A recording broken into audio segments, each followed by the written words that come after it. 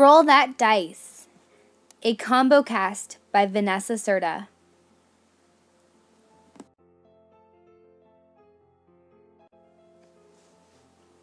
Before we begin, let me give you some background information regarding the type of class that I have. I have 18 students, all performing at various levels.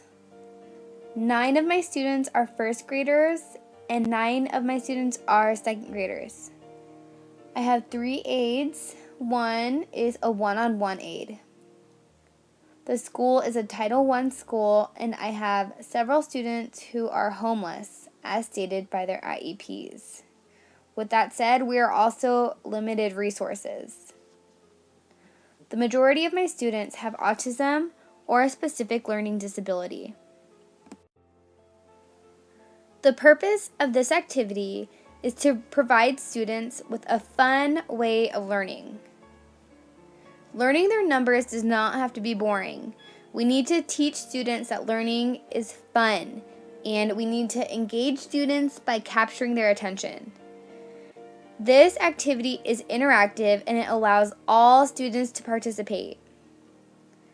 This activity uses manipulatives, and what student does not like to roll huge dice? Students love that type of thing.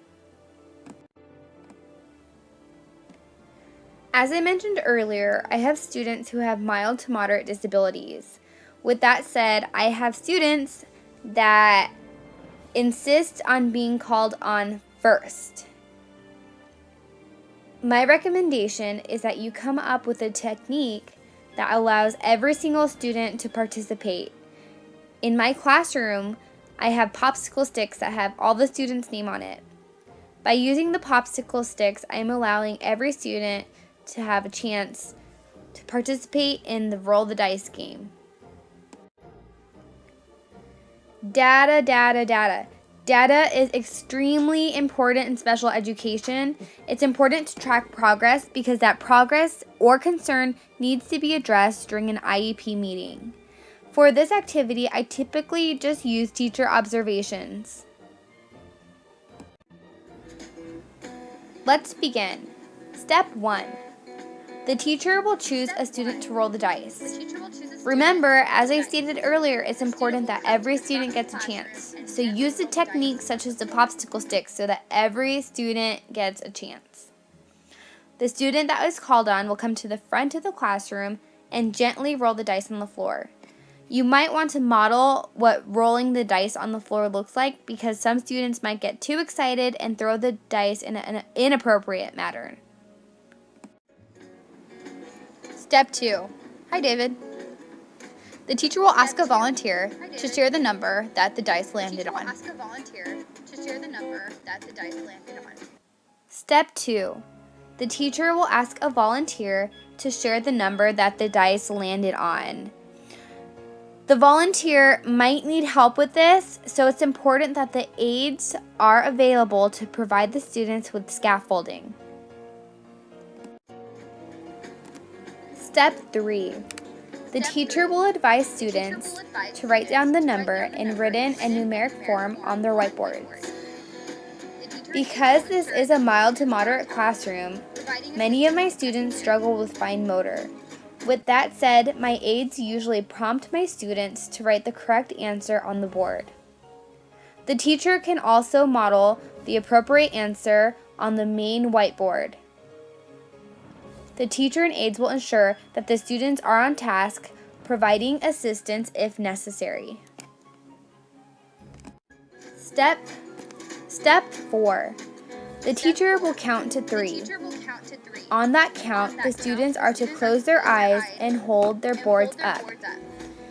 Ensure that the students actually have their eyes closed so that students who have written the incorrect answer on their whiteboard are not embarrassed. If the student needs to correct their answer, they will be tapped and given a few seconds to correct their answer. Once the students fix their answer, the teacher will then advise the students to open their eyes. Step 5. Repeat steps 1 through 4 until each student has had a chance to roll the dice. As I mentioned earlier, I have 18 students, so I would repeat steps 1 through 4 for a total of 17 times to ensure that each student has an opportunity to roll that dice. 7, 2,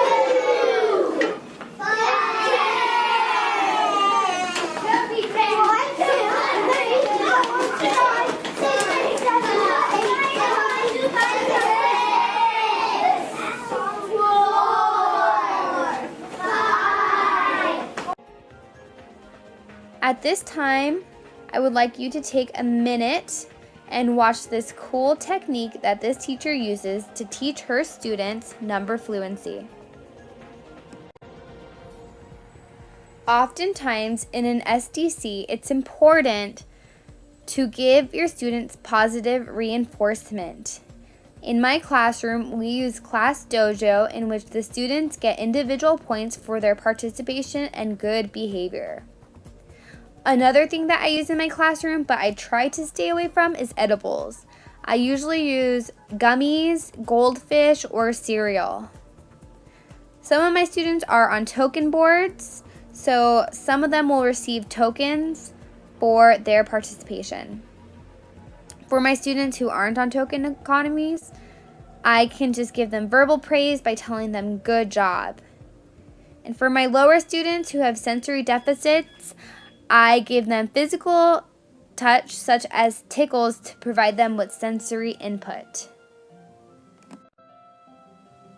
I understand that every class is different, so it's important that you modify this activity in a way that will best benefit your students.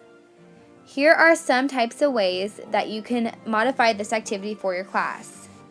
You can have the students roll 2 dice and add the 2 numbers.